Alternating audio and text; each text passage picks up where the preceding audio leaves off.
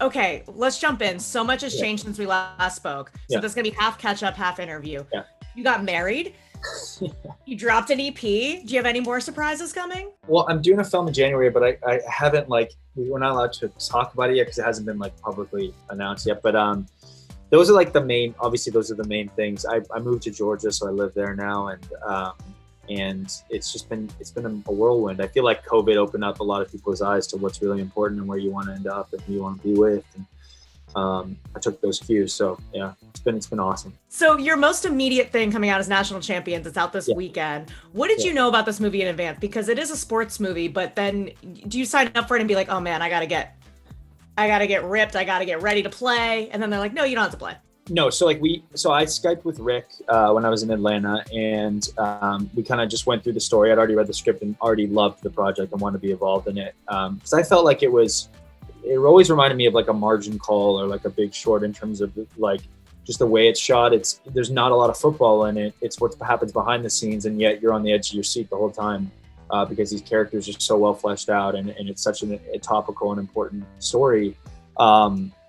But obviously I had to get to a certain level of physicality because I wanted him to look like a football player. So fortunately I just finished Heels, but I felt like for Emmett, we had to go a little bit even further. So we did. But yeah, that's kind of how it worked. And then it was perfect. We shot in New Orleans for like a month and a half. And it was such an incredible experience with an incredible cast. And it was one of those things where it just worked out. What was it about what the movie added to the conversation that stuck out to you? Because it was one of those things afterwards. I was like, oh, I thought this was resolved. And then I go back in and I'm like, nope, we're still here. That's what I liked about it was that I felt that, and I'm speaking from somebody who's not experiencing this firsthand, as an actor who's telling a story, not to mention the fact that I'm from Canada, but it's definitely this story in specific. It really shows every single opinion from every single side. And that's what I loved is that I've had these conversations with people like, hey, what do you think about this? And,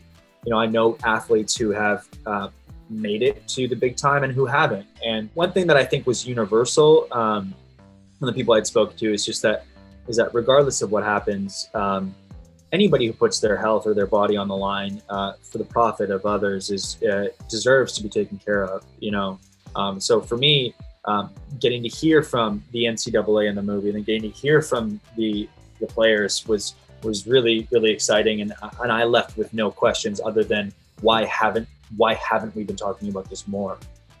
Which is what I think, for me, that's how I will judge the success of this film. It will be, does this spark some sort of conversation on a bigger level? Because you can mask behind some of the things that they say that they're going to do, but to me, at the end of the day, it's not enough. Yeah, and great cast too. Just curious, do you get to live my dream of being screamed at by J.K. Simmons? Oh, I wish. He's just behind the camera. He's actually just the greatest dude, and I wish we had more time to spend together. But because his story is happening at the same time as Stephan and mine, like we were on different locations at the same time, and then our paths would kind of cross in the elevator. He's an awesome guy, and what a tremendous actor. So getting to work with him is great. Yeah, he's so sweet. Every time I interview him, I'm like, oh, I love you. Oh, am I wrong that were you just at a Comic-Con? I was in Germany. Oh my God. Just being out of the Comic-Con swing for 2 years, I'm so jealous. I have to live vicariously through you. What was it like being there back with the fans? It was amazing, and it seems like there's a lot of fans that are coming back, and it's great because I'm going promoting different shows like Heels, for example, as well, and which we got a second season for, so I'm beyond excited about that. So it's nice to get to reconnect when we can, and it was a lot busier than I thought it would be, especially right now. So that was great. I mean, I think everybody's itching for some form of normalcy right now, so something like that is really special to get to be reminded why we do all this. Right. And well, since we last spoke, you said farewell to Vikings, farewell to Bjorn. What has that been like, just kind of moving into the new phase? But then also you go to a Comic-Con and you're like, oh wow, this show is like, it has that staying power. The fans are always going to be there. That's a really awesome thing. It's amazing. And it's, to me, I've always, like, in terms of just picking projects, it's always been about like, is this something I want to see? Is this something that I love? Like, that's what I did with Vikings, and 3 seasons in, nobody knew about it. And then suddenly it just exploded. And I feel like with Heels, we came out of the gates in an amazing way, and it was so well received. But of course, these things take time to build audiences, and I'm excited to see, like with a film like National Champions, like where this goes, especially like in January when it hits other things. But for now, it's the theatrical release. So, and you know how it is with COVID and everything. So it's a very interesting time. But to know that your shows, for even like Vikings was a few years ago now, like that they're still so appreciated on such a huge level is amazing. We've talked a lot about a lot of things you've done. The country music superstar was a pleasant surprise. I had no idea. Where did that come from? Were you just like, this was kind of my secret passion and now I'm just going to release it to the world? What happened? Yeah, it was very scary. I grew up in Canada, but there's a massive country music scene there, and I've always written and I've always played. It's just that my career has been great. I'm very grateful that it's just kind of just been a nonstop thing for me. So I really haven't had time at all. When I got off Vikings, I realized that was my one window where I had a chance to start going to Nashville and really dig my heels in the ground there. And it was like a year into me being there, and I was on a plane going back, and I met Jason Aldean's band, who were fans of my work, and I had luckily already recorded a demo, and we ended up working together. I started writing with some of the writers, some of the great writers that are there. We wrote Let Me Be Your Whiskey, put that out, and BBR found out about it. And next thing you know, this side secret skeleton in my closet that I've always had is now something that we're really doing. And it's amazing because it gives me so much joy, and I love it so much. And again, like, I think that at the end of the day, we're storytellers in everything we do. And to me, country music is one of the greatest forms of storytelling there is. So I'm excited to see what next year holds. Next year we're dropping the album, so that'll be exciting, and we're kind of gonna really get to start, which will be nice. It's so good. I had no idea. No idea. Thanks so much. I normally say don't read the comments, but for your videos, I would read the comments. They're so good. Oh, thank you. Yeah, I try not to. Like, I love to interact with fans, but I also think that like I'll delete Instagram, like every once in a while, just to because I think it's very easy to get lost in that. If I can't validate myself, then it's going to be an issue. And that's the issue, I think, with actors in general. It's like, it's hard when you're never going to make everyone happy. All you can do is to be the best version of yourself you can be. Definitely. And so we're talking about what comes next. You said you're filming something in January you can't talk about yet, but also Heels season 2.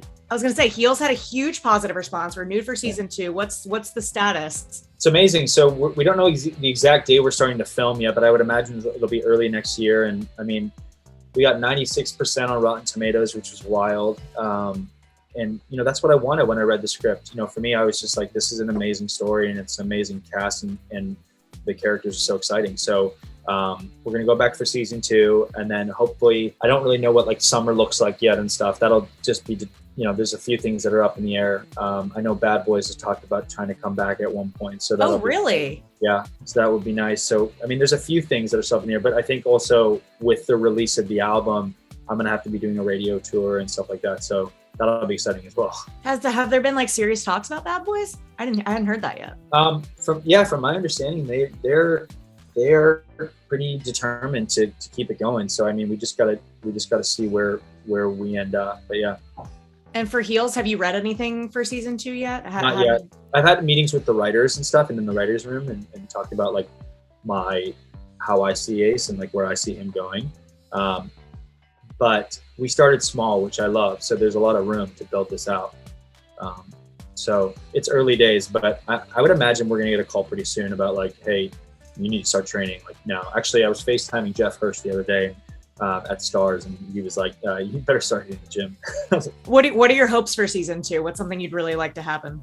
One thing I love about Ace is that he's so unpredictable, and he's just such a roller coaster of emotions.